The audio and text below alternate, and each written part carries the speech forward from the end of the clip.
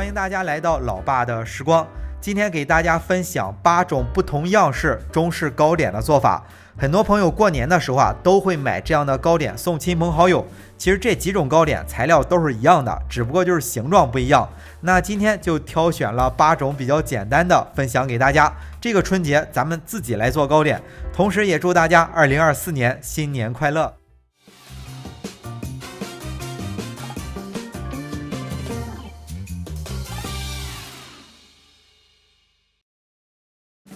首先来做一个梅花造型的吧，取一块开好酥的面剂子，擀成面皮包上馅儿，馅儿的重量和面皮一般是1:1。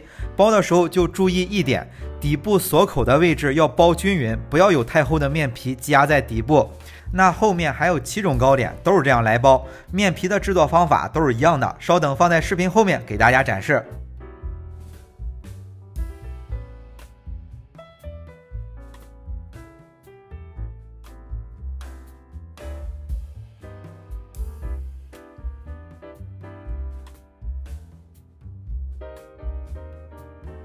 那包上馅儿之后擀成小饼，像视频里这样切上6刀，然后把切开的部位每一半往里捏一下，这样看上去就像一个梅花的造型了。像这种需要做造型的糕点，得用稍微软一点的馅料。一般的情况下做这道糕点都是用豆沙馅儿，之前也分享过好多馅料的做法了，或者去稍微大点的超市也都有现成的。第二种，前面的步骤都是一样的，但切的时候是切上8刀，接着一个正方向一个反方向，把切好的侧面翻到上面，形成一个心形，这样就是一个4叶草形状的糕点。这款糕点一般的情况下都会做成椰蓉馅的。那第3种，前面的步骤都是一样的，但是这个饼要擀得更薄一些，因为要切上12刀，最好是先切对角，这样切的比较均匀。切好之后，按照同一个方向把侧面翻到上面，就是一道非常经典的枣泥酥。基本上所有的中式糕点店都会卖这款糕点的，那这款糕点肯定都是用枣泥馅来做了。第4种是最简单的，只需要在饼的中间划上2刀，就是把上面的面皮划开就行，这就是老婆饼。老婆饼的馅料选择性就非常多了，不过我觉着最好吃的还是椰蓉馅的。第5种就是蛋黄酥，这应该是大家最喜欢的一种糕点了。不过需要先在蛋黄外面包上一层莲蓉，蛋黄也是可以直接买到现成的，或者是买咸鸭蛋自己做。之前的视频也都分享过制作方法。包上莲蓉之后，再包上面皮，不需要做任何处理。做好之后刷上一层蛋液，撒点芝麻就行了。那酥皮的糕点肯定少不了以花生芝麻馅为主的，这种馅料比较硬就不太适合做造型的处理了。一般的情况下就包上馅之后，在表面简单的打个十字花刀区分一下，这就是一道很经典的花生酥的造型。如果是想擀成小饼，包上馅之后得用保鲜膜盖起来，让它缓上5分钟，因为馅料比较硬，刚包上直接擀容易擀破了。擀成小饼就是很经典的牛舌饼造型。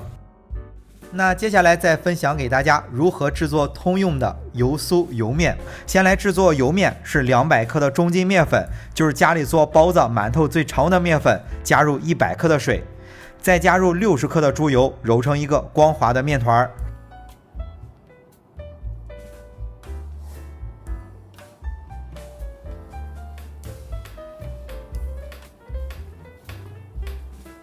这个油面要多揉一会儿，用点力气揉光滑了。揉好之后，为了方便下一步来制作，把它包起来放在一旁松弛上半个小时。接着再来做油酥，还是200克的中筋面粉，加入100克的猪油，在案板上稍微用点力气把它揉搓均匀。别管是制作蛋黄酥、老婆饼，只要是酥皮类的糕点，油面油酥都是这样制作揉搓均匀之后，同样包起来备用。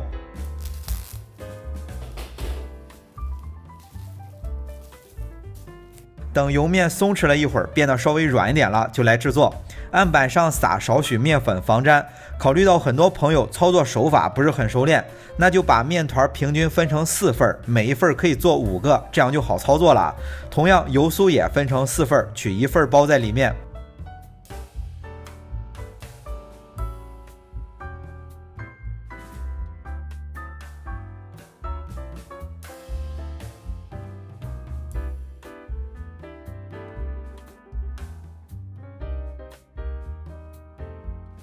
包上油酥之后啊，就要开酥了。把包有油酥的面团擀成饼，就像叠被子一样再叠起来，之后再重复一遍就开好了。擀的时候用力要均匀，面皮很薄，力气大了就破酥了。破酥了之后啊，也是能用的，就是做出来的糕点会不好看。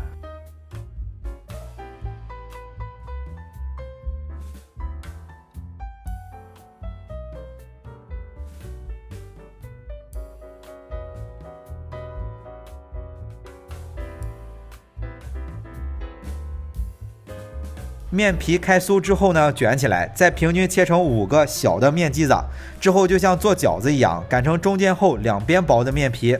开酥之后的面皮，如果时间长了就会变硬，导致后面馅儿不好包了，所以这一步操作要稍微快一点。那这就是面皮的制作方法。